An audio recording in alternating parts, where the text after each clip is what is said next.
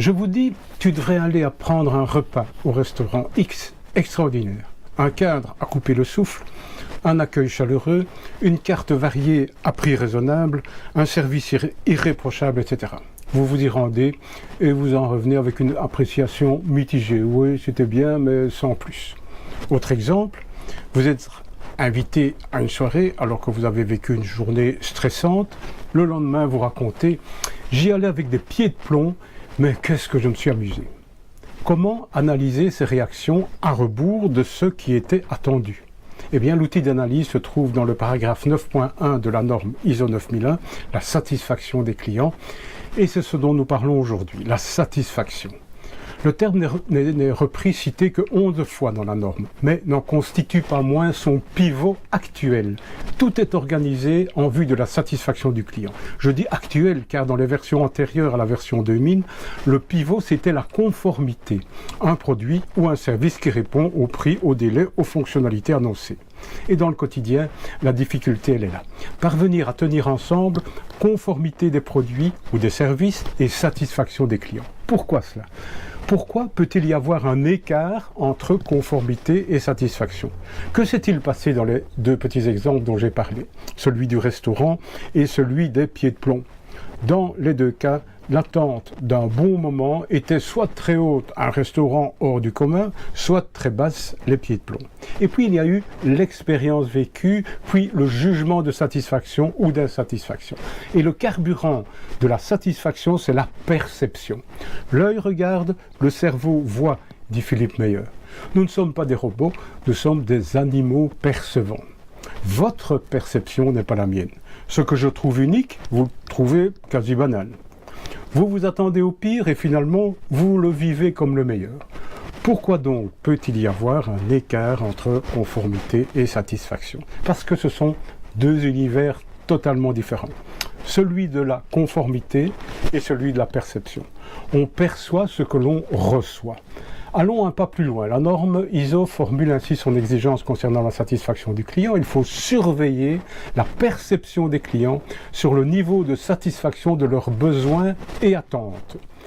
C'est une formulation subtile et intemporelle. Surveiller, il n'est pas dit qu'il faut faire des enquêtes de satisfaction, des recours fréquents à la garantie laisse supposer qu'il y a derrière de l'insatisfaction.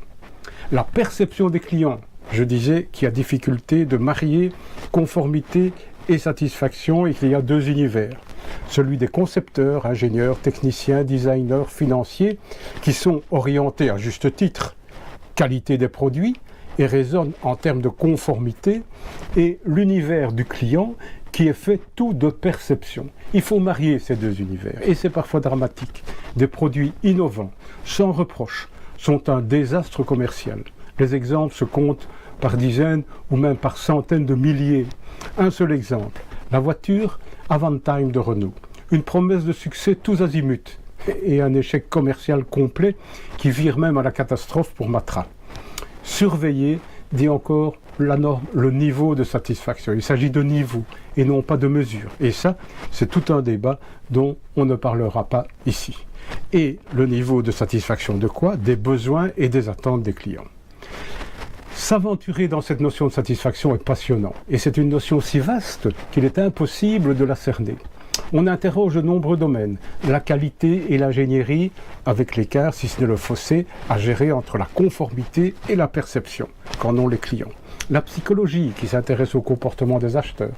L'économie, avec les courbes d'utilité, la statistique, si ce n'est pour mesurer, en tout cas pour évaluer la satisfaction. Le marketing, la psychanalyse, le désir n'est-il pas tapi sous nos expériences de satisfaction ou de déception ? Mais la définition de l'ISO de la satisfaction est tellement de haut niveau, elle, qu'elle a été critiquée. Et cela a commencé en 1999 avec l'ouvrage de Bernd Schmidt, Management de l'expérience client. Il faut, dit-il, gérer l'expérience client qui est faite de plaisir esthétique, d'émotionnel, de cognitif, de comportement et de relationnel. Et depuis, l'approche s'est enrichie et déployée au point que vous entendez actuellement au moins une fois par jour le slogan « Vivez une expérience client exceptionnelle avec la marque machin ». Et puis, bien sûr, le digital CMI. Un exemple pour faire comprendre ce qu'est l'expérience client et l'intérêt vital pour les entreprises de s'en préoccuper, dans le domaine du tourisme, plus de 95% des clients consultent des avis en ligne avant de choisir un hôtel. 70% se connectent sur leurs réseaux sociaux durant leur séjour et près des 2/3 produisent un retour sur leurs expériences d'une manière ou d'une autre, par des commentaires, par des photos, parfois en live avec des amis restés à la maison. Autant dire que les réseaux sociaux jouent un rôle capital dans l'hôtellerie. Autant dire que l'avenir est aux outils de gestion de la connaissance du comportement digital des clients. Et c'est valable aussi dans le monde industriel, dans le B2B. Un professionnel n'est-il pas un particulier au travail? Fermons la boucle. Dans leur dictionnaire de psychanalyse, Laplanche et Pontalis ont introduit une entrée « expérience de satisfaction ».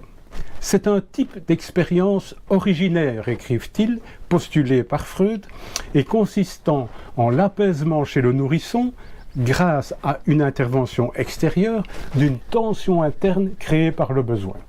N'a-t-on pas là la définition la plus appropriée du marketing? Apaiser nos tensions internes. Sauf que le plus souvent, c'est le marketing lui-même qui crée nos besoins. Merci de votre attention et retrouvez l'article de cette vidéo sur le blog de aboutyou.wordpress.com.